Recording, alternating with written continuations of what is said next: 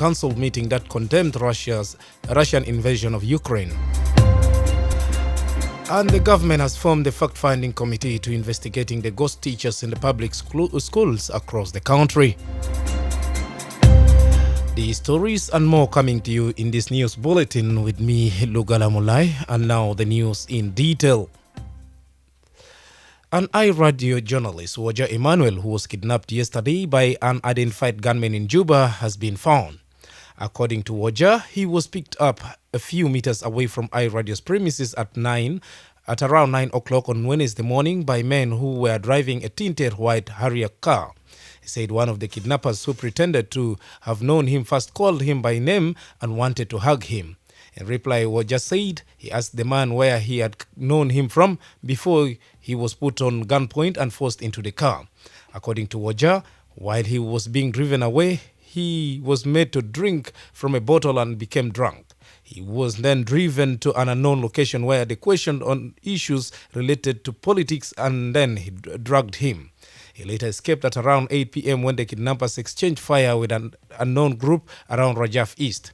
Not knowing where he was, he walked through the bush, crossing stream until he found himself at Lologo 2 police station. South Sudan ranked fourth on the Committee to Project Journalists 2021 Impunity Index, which calculates the number of unsolved journalist murders as a percentage of a country's population. It adds that killings of journalists still get away in many countries, with no one held to account in 81% of journalists murdered during the last 10 years. Last week, the National Security Services refuted a report that it illegally detained 8 journalists while covering a press conference at the National Parliament in Juba. The National Security Service were responding to a call by the Committee to Project Journalists urged the South Sudanese authorities to cease harassing and threatening journalists for their work. Woja, however, said the kidnappers told him that they are still looking for 2 of his colleagues from iRadio.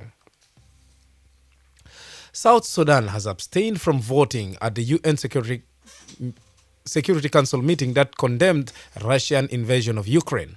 The Wednesday resolution called on Russia to unconditionally withdraw all of its military forces from the territory of Ukraine within its international recognized borders. The agenda needed a 2/3 majority in the assembly to pass, but 5 countries, Belarus, North Korea, Eritrea, Russia and Syria, voted against it while 35 abstained. South Sudan is among the countries that abstained. The voting capped off a rare special emergency session of the General Assembly that began on Monday, during which countries took to the podium to declare their position on the crisis, now entering a second week. Abdullah Sahid is the UN president. Resolution reflects the international community's grave concerns about the ongoing situation in Ukraine and reiterates the call for an immediate ceasefire, unhindered access for humanitarian support, and return to dialogue and diplomacy. I join member states in expressing concern about reports of attacks on civilian facilities such as residences, schools, and hospitals, and of civilian casualties, including women, older persons, persons with disabilities, and children.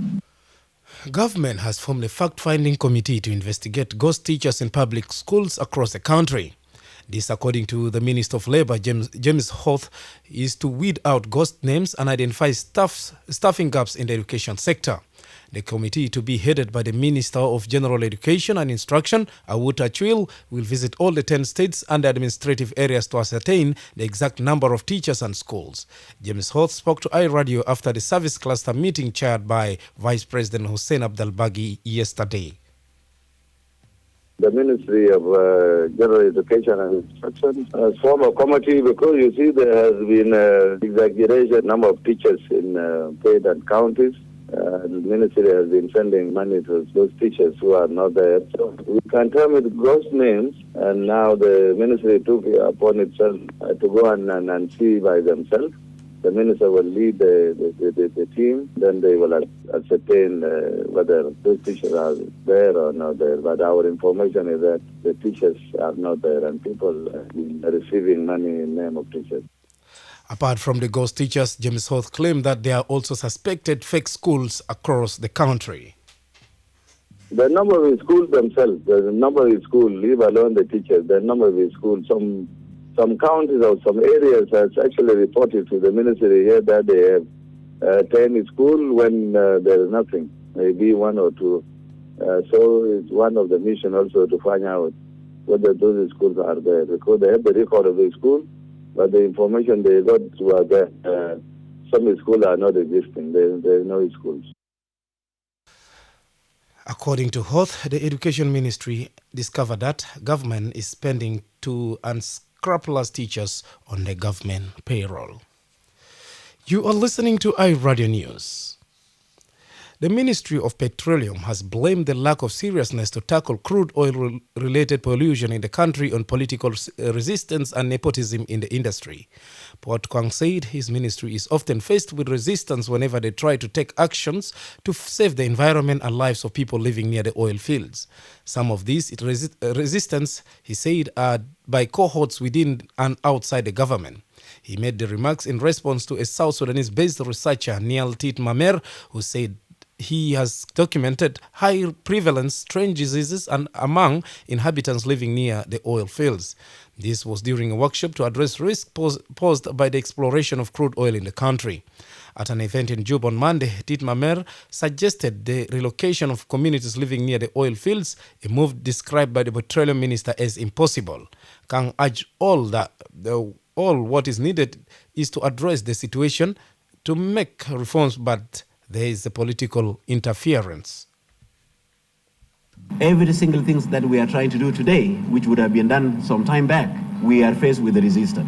With the resistance of saying, it's not the time. Some people believe time will come for us to wake up and do certain things. Also, even within the government and outside the government, South Sudanese, we are also faced with political resistance of saying, well, these are our friends, and as a result, we should leave them to do whatever they want to do. But what they want to do will have an impact in our life, like the researchers who have given us this paper.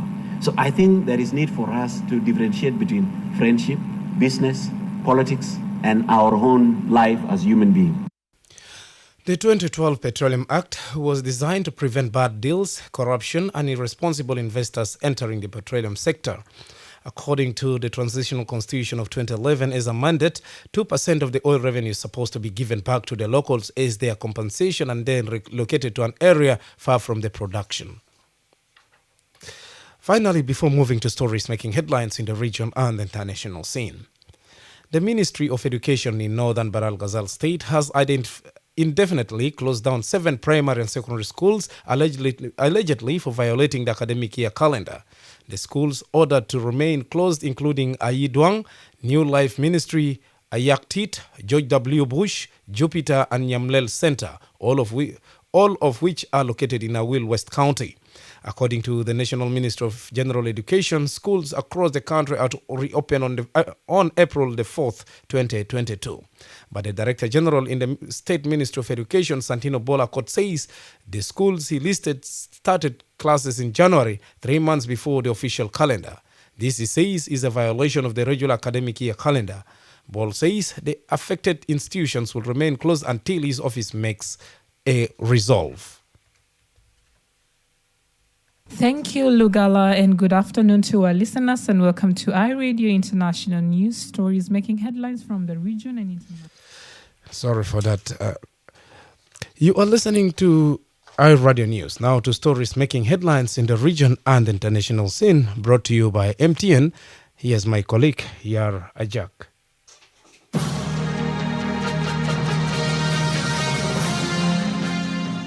Thank you, Lugala, and good afternoon to our Lugala. listeners, and welcome to iRadio International News, stories making headlines from the region and international scene. And to begin with our first story, the UN Human Rights Council has appointed former International Criminal Court ICC prosecutor Fatou Bensouda to head a team that will probe alleged violations during the conflict in Ethiopia. The team will have 2 other international experts, Kenyan lawyer Kari Betty Murungi and Stephen Ratner of the United States. They will serve on the newly created International Commission of Human Rights Experts on Ethiopia. The UN rights body agreed last December to send international investigators to Ethiopia, where the federal troops and rebels have been fighting. Elsewhere, some 17 African countries abstained from the vote at the UN General Assembly to deploy the Russian invasion of Ukraine. They included South Africa, Algeria, Uganda, Burundi, Senegal, South Sudan, Mali, and Mozambique. Others were Sudan, Namibia, Angola, Zimbabwe, Equatorial Guinea, Central African Republic, Madagascar, Tanzania, and Congo. Eritrea was the only African country that voted against the resolution. And finally, an investigation into possible war crimes in Ukraine has been launched after Russia was accused of bombing civilians. The International Criminal Court (ICC) chief prosecutor said evidence was being collected on alleged war crimes, crime against humanity, and genocide. It came after 39 nations called for an inquiry to be opened. Cities including the capital Kyiv, Kharkiv, and Kherson have come under heavy shelling in recent days. And those are the latest stories from the region and international scene. And this international news was brought to you by MTN with me, Yar Ajakdeng. 1, 2, 3. 1 million. 2 million. Yes. It's time to celebrate. MTN 2 million. MTN has reached over 2 million customers and still counting. Are you? With over 2 million subscribers, why won't you trust MTN? To enter the draw, get an MTN SIM card today and get free 10 minutes every day for 3 months and 500 MB every month for 3 months. And on top of that, qualify to enter a draw to win 2 million SSP cash. Sabi, what are you waiting for? Buy an MTN SIM card today and get to win 2 million SSP. Yes, when MTN says 2 million SSP, it's 2 million for one lucky Junubian. Second winner gets 200,000 SSP, 10 winners get 20,000 SSP, and others get lots of MTN branded prizes. Join MTN, the biggest family in South Sudan, and enjoy such amazing offers. MTN, everywhere you go. Yes, from the stories making headlines in the region and the international scene to the world of sports with John Liberio.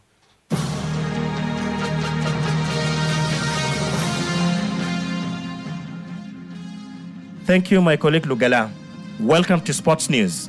Nile City Women FC of Yambio has reached to the finals of Women's South Sudan Cup after defeating Al Hilal Women FC 1-0 on semi-final in Bullock Playground yesterday. They will face Yei Joint Stars in the finals next week on Sunday, after defeating Kuku Women FC of Torit 5-0 on Women's South Sudan first semi-final. In Europe, Chelsea owner Roman Ibrahimovic says he's planning to sell the club. In a statement on the Premier League club's website, businessman Ibrahimovic said he had made the incredibly difficult decision which pains him.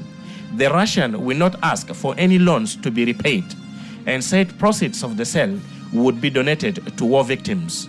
BBC Sport understands Ibrahimovic has already received offers for Chelsea and that he values the club at as much as 3 billion euros.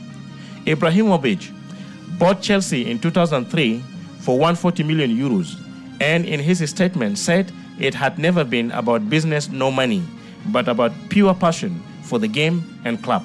In basketball, Drew Holiday secured a game-winning shot with 1.9 seconds remaining as the Milwaukee Bucks fought back to beat the Miami Heat 120-119. The Heat led 113-99 inside the final 6 minutes before the Bucks, who won the NBA title in 2021, hit back. Holiday scored 23 points and made 11 assists, while Giannis Antetokounmpo led the scoring for the Bucks with 28 points and 17 rebounds.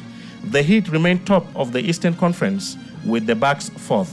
And that was the end of Sports News with me, John Liberio, and back to my colleague, Lugala Mulai.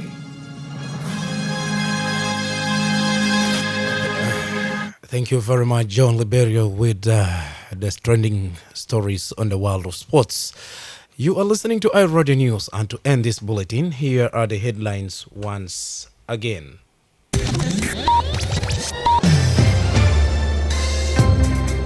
iRadio's journalist Woja Emmanuel, who was kidnapped yesterday by unidentified gunmen in Juba, has been found. South Sudan has abstained voting from the UN Security Council meeting that condemned the Russian invasion of Ukraine.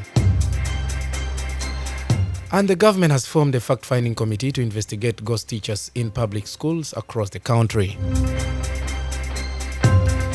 That is the end of iRadio Afternoon News. You can get these stories and updates by subscribing to iRadio News Alert on your MTN South Sudan number. Call 700 dial *700 hash and follow the instructions. If there's a story or an event you'd like iRadio to cover or report about, please send us a text message on +211 912 986 986. It's also our WhatsApp number. Follow us on Twitter at iRadio Juba, like our Facebook page, iRadio. Subscribe to our YouTube channel at iRadio South Sudan. You can also visit our website and listen to us online at www.iradio.org. Stay tuned for the news in Arabic at 1:30 p.m. I'm Lugala Mulai. Thanks for listening.